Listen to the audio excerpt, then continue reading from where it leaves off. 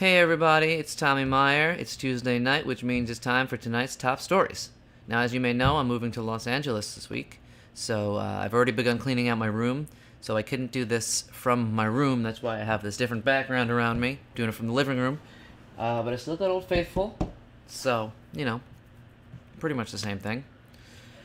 In actual news, Donald Trump is feuding with the NFL. No, Donald.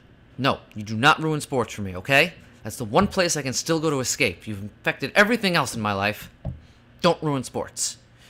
Other than a weird similarity between the way your administration's run and the way the Mets are run, there should be no Donald Trump in sports.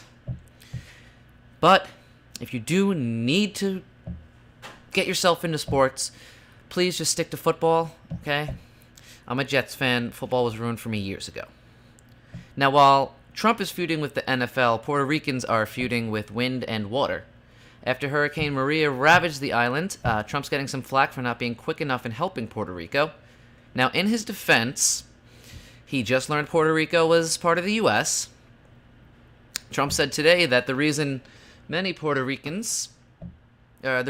supplies are taking so long to get there is that there's a really big ocean between him and Puerto Rico, to which Puerto Ricans said, "We know."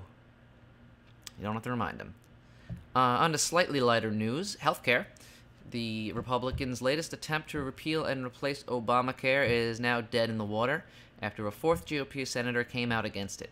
This means that Obamacare will remain the law of the land for the foreseeable future.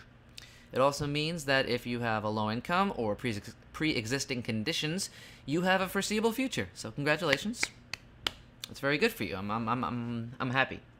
Very happy for you.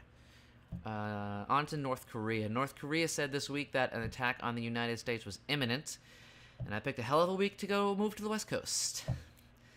Saudi Arabia is in the news. Saudi Arabia is finally allowing women to drive. That's really good. This has created huge traffic jams, though, on all of the roads leading out of Saudi Arabia. Speaking of women's rights, Anthony Weiner was charged with 21 months in prison for ruining Hillary Clinton's chance of becoming for cyber sex with a minor. 21 months, also the age he likes him. I know, I hate myself too. When he gets out of jail, he'll be on probation, and he'll have his social media use monitored, which I really feel bad for whoever's job that is, by the way.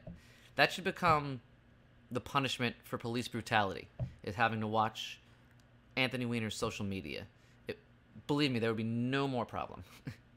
He's also going to have to register as a sex offender. Now, a word of advice, Anthony. When you register, just make sure that you uncheck the send me updates and news box. That you don't want those sex offender updates. They're really annoying. They send you emails all the time. I've heard. It's from a friend. Well, he's not my friend anymore because he's a sex offender. But it was a joke, all right? God. Anyway, that's all for tonight. Next week, I will be doing this from LA, so as long as North Korea doesn't bomb it, we'll be good. Make sure you subscribe to my page. You can do that by clicking that little guy there, my head. Pokey pokes. I will see you next week.